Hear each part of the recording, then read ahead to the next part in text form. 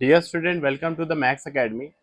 आज हम लोग देखने जा रहे हैं लेक्चर नंबर 8, जो कि है हमारा NFA, non deterministic finite automata.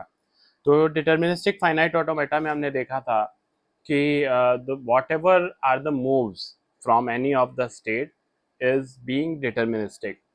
वो डिफाइंड मूव्स थे, ऐसा नहीं था कि किसी भी एक पर्टिकुलर अल्फ़ाबेट पे हम डिफरेंट डेस्टिनेशंस पे जा रहे हैं। ठीक है, लेकिन जो हमारा नॉन डिटर्मिनिस्टिक है, we cannot determine that on a particular symbol या on a particular alphabet, we can say in this case, where we will go, okay, from one state to another state. तो इसको मैं एक story के through आपको explain करने की कोशिश करता हूँ। सपोज करें जैसे एक कोई ऐसा किड है जो जिसको मैंने मान लीजिए 10 रुपीज़ दिया। कोई एक किड है, सपोज करते हैं उसका नाम गोलू है, ठीक है, और उसको मैंने 10 रुपीज़ दिया and he is very non deterministic. मैं नहीं बता सकता हूँ कि वो उस 10 रुपीज़ से चिप्स का पैकेट बाय करेगा, या फिर टॉफ़ी बाय करेगा, या फिर पेन बाय करेगा। I am very non deterministic about him. मैं नहीं बता सकता हूँ। तो ऐसा केस क्या है हमारे लिए? Non deterministic choices. ठीक है, अगर यही डिटर्मिनिस्टिक होता, मान लिया कोई बहुत ही ओबीडियंट कोई किड है जिसको जब भी हम 10 रुपीज़ दें तो वो सिर्फ पेन जाके खरीदे, सपोज करें, तो on a particular alphabet defined है कि वो नेक्स्ट स्टेट उसका क्या होगा, ये पेन होगा। But in non deterministic finite automata, जब मैंने यहाँ पे इसको एक अल्फ़ाबेट दिया, मान लो आप, जिसको कि मैं यहाँ पे रुपी की तरह कंसीडर कर रहा हूँ, तो वी कैन नॉट डिटरमाइन कि वो किस स्टेट पे जाएगा। It can go to any of the state और it can go to all of the state at once. ठीक है, अभी आपको ऐसे नहीं सोचना है कि 10 रुपीज़ में सारी चीज़ें कैसे आ जाएंगी।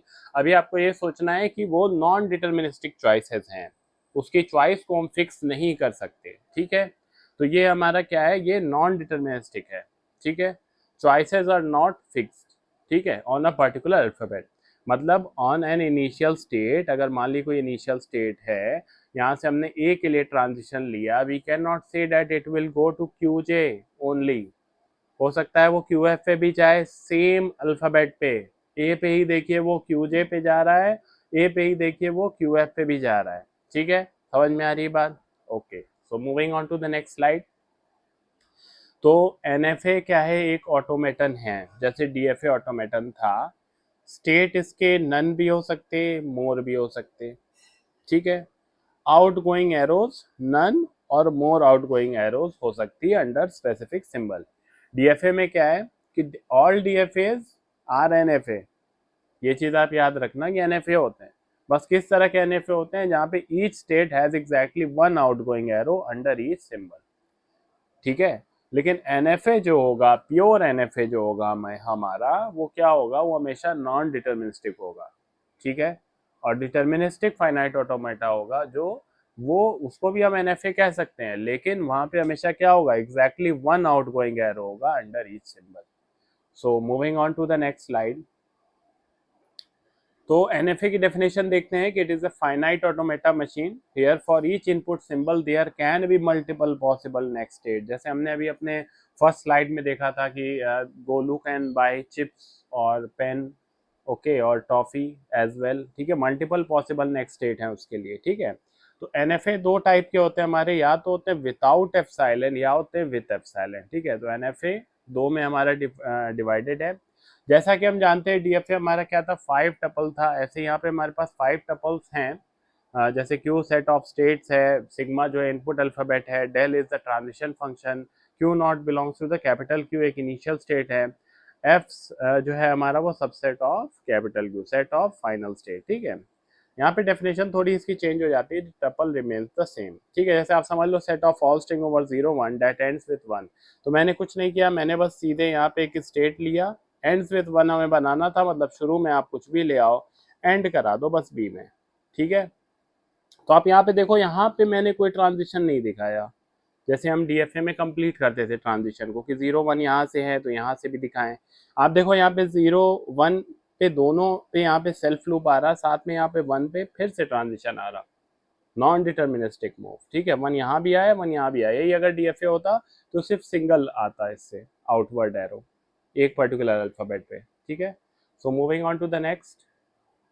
अब देखते हैं अगर NFA विदाउट एप्सिलॉन की बात हम कर रहे हैं, जैसे set of all string that start with 0, 0 से स्टार्ट हो गया, अब एंड में कुछ भी आए 0 1 कुछ भी आए, मतलब स्टार्ट हमेशा हमारा यहाँ पे 0 से हो रहा है, यहाँ पे कुछ भी लाओ 0 लाओ 1 लाओ डजेंट मैटर।